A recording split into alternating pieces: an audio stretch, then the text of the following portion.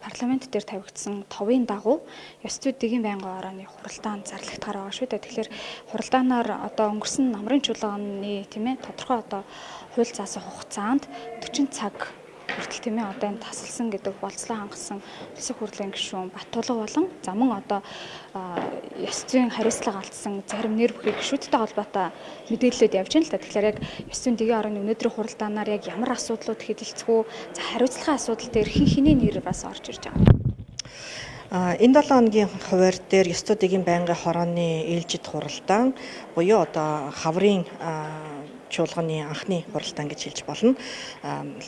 14 цагаас тавигдсан байгаа. За 14 цагаас тавигдсан байгаа хоёр асуудал аль нь одоо байнгын хорооны тогтоолыг хэлэлцэн. За нэгдүгээр тогтоолыг бол би танилцуулах буюу өнгөрсөн намрын одоо чуулганы манай ёс зүйн дэгийн байнгын хорооны сүүлийн хуралдаан дээр байнгын хорооны дарга Баярбаатар гишүүдийн эрсдэлтэй холбоотой мэдээллийг бэлтгэж одоо хариуцлага тооцох хүмүүс байгаа бол одоо энэ асуудал дээр анхаарч ажиллаа гэдэг даалгаврыг өгсөн. За үүн дээр ажиллаад тухайн одоо жил гэдгийг бол 12 сарын 31-ээр таслаж үзэж байгаа. 24 оны 12 сарын 31-ний байдлаар чуулганы одоо үйл ажиллагаанд оролцоогүй ямар нэгэн одоо хүндэтгэн үзэх шалтгаан мэдүүлээгүй чөлөө аваагүй гишүүдийн одоо цагийг авч үзээд 40-с дээш одоо цаг тасалсан нэг хүн байгаа буюу Алтмаагийн Баттулга гишүүн.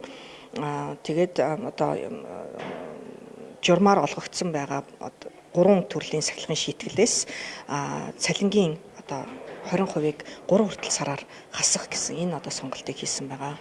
За эхний одоо 3 ямар сонголт байдаг вэ гэхээр нэгдүгээр сануулгах. За хоёр дахь нь болохоор иргэд сонгогчдоос уучлалт гуйлгах. За гурав дахь нь болохоор 6 хүртэл сарын цалинг 20%-аар хасах гэсэн ийм одоо сонголт байгаа. За ямар ч гэсэн эхний ээлжиндээ 3 сарын хугацаанд 20%-ийн цалингийг хасъя гэдэг ийм шийдвэр оруулсан. За оруулж байна. Тэ одоо 2 цагаас хамтын шийдвэр гаргана хэлэлцэн.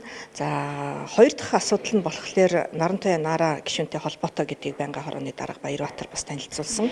Баярбаатар дарга бас Нарантай Нара гишүүнтэй уулзаж ярилцсан байлээ. Тэгэд энэ нь одоо ямар асуудлаар бэ гэхээр тухайн одоо иргэдтэй, сонгогчтой, тухайлсан хүмүүстэй одоо сошиалар одоо доромжилсан асуудлыг бол бас иргэд маш ихээр шүүмжилсэн учраас үүнийг одоо авч хилцэх хэрэгцээ шаардлага үүссэн байна гэж үтсэн. Гэхдээ яг энэ нэг удаагийн тохиолдол биш одоо олон зүйл одоо хоримтлагдаад байгаа учраас гэж Баярбаатар дарга бас тайлбарлаж илээ. Хоёр гишүүний одоо ажлын хэсэг гаргасан. Тэгээд тэдгээр хүмүүс одоо бас тогтоолоо боловсруулад оруулж ирж байгаа.